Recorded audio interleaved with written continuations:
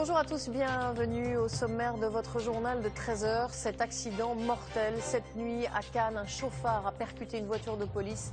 Bilan 2 morts et 2 blessés.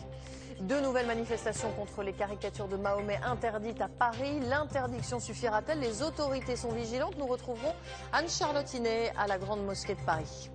Le grand nettoyage mondial, consacré une journée dans l'année pour se débarrasser des décharges sauvages. La France participe pour la toute première fois à cette opération.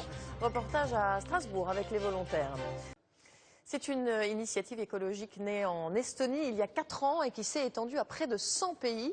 Cette année, pour la première fois, la France participe au grand nettoyage mondial. Toute la journée, des milliers de bénévoles nettoient une cinquantaine de sites naturels. Reportage dans la forêt de Neuhof près de Strasbourg. Aurélie Méraud, Odile Barthélémy. Armés de gants, d'imperméables et d'une bonne dose de motivation, ces bénévoles de tous âges ont bravé la pluie. Objectif, dégager cette décharge sauvage en plein cœur de la forêt, et on y trouve de tout. Des bouteilles, des chaussures. Un pantalon. C'était au monsieur peut-être. Pendant 20 ans, un SDF avait élu domicile ici avec ses chats. Boîtes de conserve, emballage plastique, de la tôle, un matelas, 50 mètres cubes de déchets accumulés pendant des années. Là, on a tout, hein. On a le lieu de vie de la personne. Donc c'est là où il a vécu. Donc en fait, on a tous ces résidus.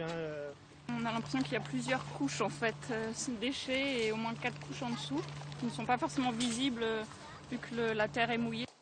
À l'origine de ce grand nettoyage, une association qui a décidé de recenser tous les lieux de décharge sauvage en France et dans le monde. Sur son site, une carte interactive qui permet à tous de géolocaliser un lieu pollué. C'est relativement facile en fait, on prend une photo de là ou du site qui est pollué et puis on va intégrer cette photo sur la carte et la photo sera quasiment instantanément en ligne. 500 sites ont été répertoriés en France, plus de 24 000 dans le monde. Depuis le mois de mars, à tour de rôle, 100 pays se sont lancés dans ce nettoyage, des milliers de bénévoles qui refusent de voir la nature polluée.